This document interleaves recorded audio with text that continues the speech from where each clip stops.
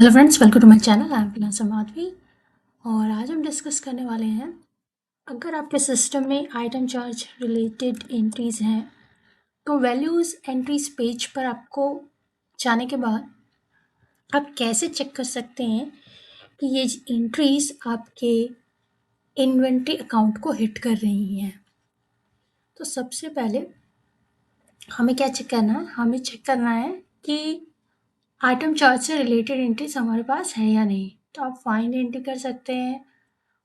अगर कोई general journal आपके पास रेफरेंस है तो वो लगा सकते हैं, या फिर सबसे पहले हम एक बैक डेट की एंट्री देख लेते हैं, रीसेंट डेट की। तो रीसेंट डेट की एंट्रीज चेक कर लेते हैं, जिससे हमें पता चल जाएगा कि हमने कोई आइटम चार्ज रिलेटेड एंट्री की थी कि नहीं। तो 6 फरवरी को हमने एक आइटम चार्ज की एंट्री की थी। देखो, आइटम चार्ज नंबर, आप ये फिल्टर डायरेक्टली भी लगा सकते हो।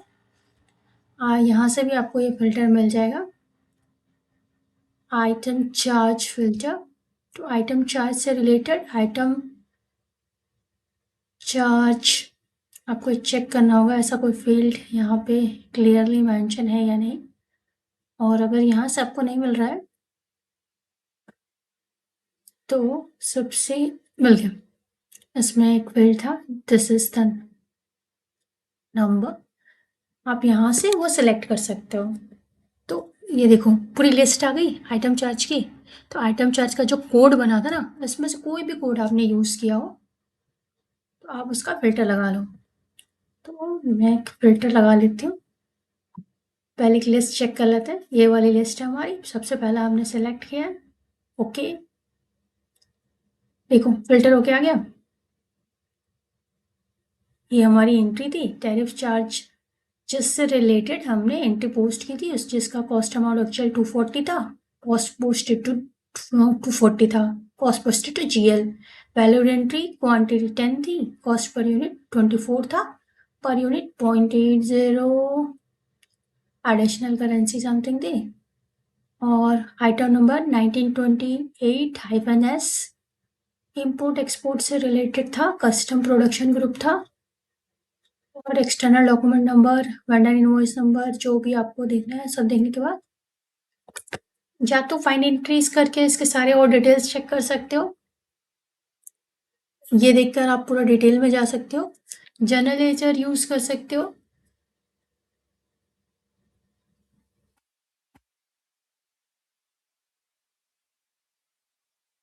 ठीक है, जर्नल लेजर यूज करोगे तो आपको ये मिल जाएगा, डॉक्यूमेंट नंबर मिला, जीएल अकाउंट नंबर 7191 और 2110। सो 7191, अब जो माइनस साइन के साथ होता है वो होता है आपका क्रेडिट, और जो विदाउट साइन होता है वो होता है डेबिट। तो आप इसको एक बार आप डाउन करके चेक कर सकते हो, डिसेंडिंग। ठीक है, तो डिसेंडिंग करने से नीचे आ गया, और उसके बाद इस तरह से आप चेक करो, जीएल अकाउंट नंबर और वैल्यूज। अगर आप अमाउंट वाले से कंफ्यूज हो जाते हो तो डेबिट एंड क्रेडिट चेक कर लो। ठीक है, ये डेबिट ये क्रेडिट। 2110 रिसेल आइटम, ये है आपका 240, और 7191 डायरेक्ट कॉस्ट अप्लाइड, ये है आपका 240। अब 2110, ये जो है ना, हमें चेक करना है कि ये चार्ट ऑफ अकाउंट में कहाँ पर है। तो हमें फाइन एंट्रीज करके चेक कर सकते हैं, या फिर हम चार्ट ऑफ अकाउंट में जाने की कोशिश करेंगे, देखते हैं। सबसे सबसे इजी तरीका जो एंटर करने का होगा ना, वो भी हम चेक कर सकते हैं, और यहाँ से आप प्रिंट भी चेक कर सकते हो। रिव्यू,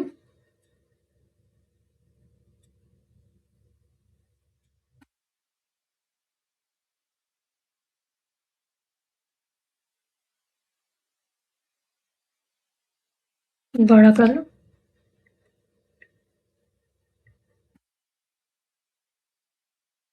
डबल डबल आ रहा है।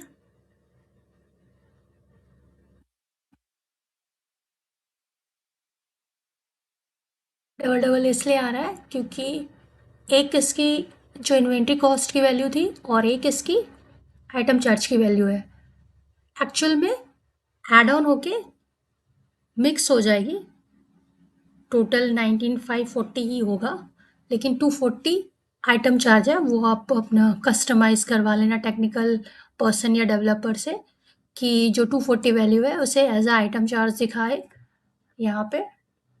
अगर आप चाहते हो कि loaded on inventory item charge जैसा टेक्स्ट यहाँ पे लिखा है तो वो आपका चेंज करवा लेना। आइटम चार्ज आपका था आई थिंक फ्रेट चार्जेस, और जो डायरेक्ट कॉस्ट अप्लाइड है आप उसको इंक्लूडिंग करके दिखा सकते हो 1940 एक बार में, तो इंक्लूडिंग आइटम चार्जेस। इस तरह से ये लोड ऑन इन्वेंट्री हो गया, उसका डायरेक्ट कॉस्ट बन गया, इसको आप चेक कर लेना। और जो 2110 यहाँ पे ड्रिल डाउन नहीं हो रहा है, 2110 एंड 7191, तो इसको ड्रिल डाउन करने के लिए हमें फाइंड इंक्रीज करना ही पड़ेगा। और फाइंड इंक्रीज कैसे भी कर सकते हो, पहले ऑप्शन से दूसरे ऑप्शन से। फाइंड इंक्रीज करने के बाद 2110 एंड जो दूसरा वाला था वो दोनों हम चेक कर लेंगे। 2110 एंड 7191, ये था ना 2110 एंड 7191। तो मुझे सिर्फ ड्रिल डाउन करना है, ओपन करना है। 2110 बैलेंस शीट आइटम है, असेट्स इन्वेंट्री, ठीक है। 2110 balance sheet item assets inventory, आपका इन्वेंट्री अकाउंट। बैलेंस के थ्रू भी आप जाके अपने इन्वेंट्री अकाउंट को चेक कर सकते हो। और इसके बाद 7191, ठीक है, इसको भी ये इनकम स्टेटमेंट में है, आपका कॉस्ट हुआ है, cost of goods sold, direct cost applied, उसका बैलेंस यहाँ आ रहा है। तो जो जीएल्स है वो किस स्टेटमेंट को हिट कर रहा है, direct cost applied income statement को, कॉस्ट ऑफ गुड्स सोल्ड है, अकाउंट सब कैटेगरी मटेरियल है, और दूसरा है रीसेल आइटम, ये आपके बैलेंस शीट को यहाँ से भी चेक कर सकते हो। देखो बैलेंस शीट क्लियर दिख रहा है, और यहाँ पे चेक करो इनकम स्टेटमेंट, ठीक है। प्लस अगर आपको थोड़ा सा और भी डाउट है तो आप क्या करो, इन्वेंट्री पोस्टिंग सेटअप पे चले जाओ। वैसे ग्रुप से भी स्टार्ट कर सकते हो, ग्रुप के बाद भी आप जा सकते हो। अब रीसेल आइटम दिखा रहा था ना आपको, तो आप सेटअप पे क्लिक कर दो। ग्रुप से भी जा सकते हो, डायरेक्ट यहाँ पे भी आ सकते हैं इन्वेंट्री पोस्टिंग सेटअप पे, आपकी मर्जी, डायरेक्टली आना है या वैसे घूम के आना चाहते हो। ये देखो कस्टम नहीं, ये वाला नहीं है, लोकेशन वाइज हम बना रखा है, ये सारे लोकेशन है, ठीक है, ये सारे लोकेशन है, हमने एनडी लोकेशन लिया था, तो एनडी लोकेशन 2110, ये आपका, ये देखो, ये इस नाम से इन्वेंट्री अकाउंट बना हुआ है, असेट्स बैलेंस शीट, ठीक है। और ये आपका पोस्टिंग जीएल है, ठीक है, देख रहा है, अकाउंट टाइप। तो ये बैलेंस शीट के अंदर आपका असेट्स है, करंट एसेट्स, ठीक है। कैंसिल कर दो तो वो दूसरा कोई नंबर सिलेक्ट नहीं करेगा क्योंकि ऑलरेडी इसमें है।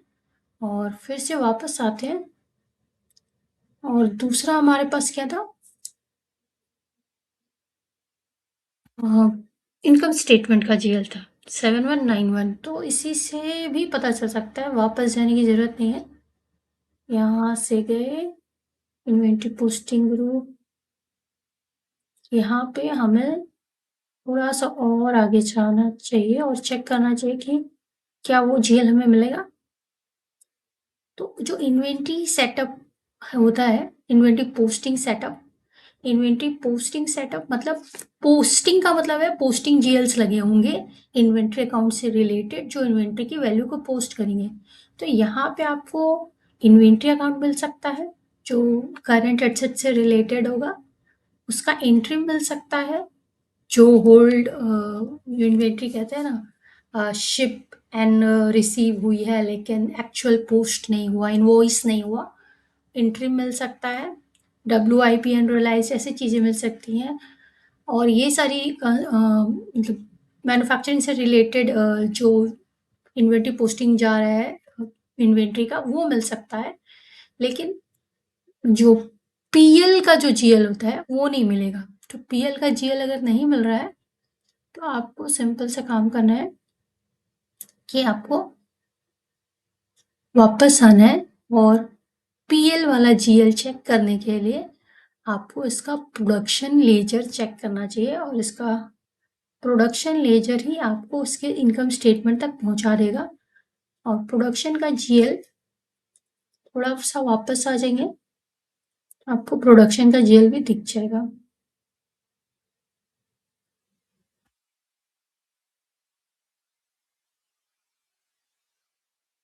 क्योंकि अभी हमने क्या चेक किया, अभी हमने 2110 चेक किया ना प्रोडक्शन के जीएल के लिए।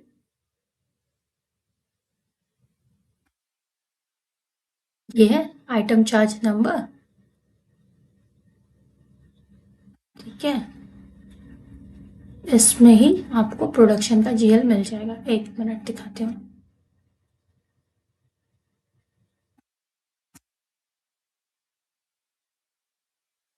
इसका ड्रिल डाउन, इसका मुझे ड्रिल डाउन करना है। जैसे ही ड्रिल डाउन होगा, ये सेलेक्ट फ्रॉम फुल लिस्ट ये चाहिए था मुझे। जैसे ही मिलेगा जनरल प्रोडक्शन पोस्टिंग ग्रुप मिला ना, ये वाला,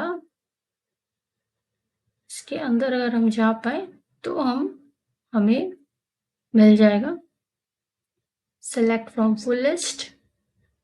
और यहाँ पे इसका जो 3 डॉट्स है, इससे आप सेटअप चेक कर सकते हो। यहाँ पे आपको इसका जो इनकम स्टेटमेंट में लगा हुआ जीएल मिल जाएगा। हमारा business posting group import export है, जनरल प्रोडक्शन पोस्टिंग ग्रुप ये है। तो यहाँ पे जनरल पोस्टिंग सेटअप है। जनरल पोस्टिंग, पोस्टिंग का मतलब ही है पोस्टिंग से रिलेटेड लेजर। वहाँ इन्वेंट्री पोस्टिंग सेटअप था, यानी इन्वेंट्री के पोस्टिंग से रिलेटेड लेजर, जो जनरल जिसका अकाउंट टाइप पोस्टिंग हो वैसे जीएल्स लगे होंगे। और यहाँ भी पोस्टिंग का मतलब जिसका अकाउंट टाइप पोस्टिंग से रिलेटेड हो। तो अगर सेल्स का होगा तो सेल्स का जीएल, अगर परचेस साइड की एंट्री आपने पोस्ट की है तो परचेस का जीएल, परचेस का जीएल, ठीक है। इस तरह से आपको मिल जाएगा। और क्योंकि वो कौन सा जीएल था, डायरेक्ट कॉस्ट अप्लाइड, ठीक है। ये देखो 7191, जब एक्चुअल पोस्टिंग हो जाती है, जब इनवॉइस हो जाता है तो क्या हो जाता है, वो चला जाता है एक्चुअल्स में। तो कॉस्ट जनरेट हो गई, डायरेक्ट कॉस्ट अप्लाइड हो गया 7191, यही वाला जीएल था। तो एक बैलेंस शीट में मिला इन्वेंट्री, क्योंकि जब आप इन्वेंट्री रिसीव कर लेते हो तो इन्वेंट्री अकाउंट डेबिट हो जाता है और उसका कॉस्ट डीसीए हो जाता है, 2 डीसीए, डायरेक्ट कॉस्ट अप्लाई। और क्योंकि इसमें आइटम चार्जेस लगा था तो आइटम चार्जेस की वैल्यूज को सिस्टम इस तरह से दिखा रहा है। लेकिन आप क्या कर सकते हो, या तो इंक्लूड करके दिखा सकते हो या फिर आप सेपरेट करके दिखा सकते हो। सेम लेजर दो दो बार रिपीट करने की ज़रूरत नहीं है। तो वो आप अपने अकाउंटिंग स्टैंडर्ड जो पॉलिसी फॉलो करते हो, स्टैंडर्ड अकाउंटिंग पॉलिसी, उसके अकॉर्डिंग लेजर का नाम शो करवा सकते हो, ठीक है। कि 2 डेबिट हो गए और 1 क्रेडिट हो गया। जैसे 2 डेबिट हमारा, 1 डेबिट हो गया इन्वेंट्री अकाउंट डेबिट, दूसरा हो गया आइटम चार्जेस या फ्रेट फ्रेट चार्जेस, या फिर जैसे भी इसमें लगा है, इसमें हमने लगाया है टैरिफ चार्जेस। तो टैरिफ चार्जेस या कस्टम चार्जेस डेबिट, तो 2 डेबिट हो गए, inventory account debit, tariff charges debit, 2 DCA direct cost applied account. और डीसीए इसलिए क्योंकि कॉस्ट से रिलेटेड चीज़ें हैं, प्लस जो इन्वेंट्री का पैटर्न है, जो इन्वेंट्री एंट्री पोस्टिंग का पैटर्न है, उसके लिए हम ये यूज़ कर रहे हैं। तो आपके ये कॉस्ट को हिट करेगा, ठीक है। परचेस साइड से रिलेटेड है ये। तो इस तरह से आप बना सकते हो। और सेल साइड को होगा तो सीओजीएस आ जाएगा, और बाकी अदर चीज़ें जैसे इन्वेंट्री अकाउंट क्रेडिट हो जाएगा और इन्वेंट्री के साथ आपका चार्जेस भी क्रेडिट हो जाएगा। तो इस तरह से आपको रिलेट करके देखना है। इस तरह से आप अपने सारे अकाउंट्स चेक कर सकते हो, सारी चीज़ें चेक कर सकते हो। Thank you for watching.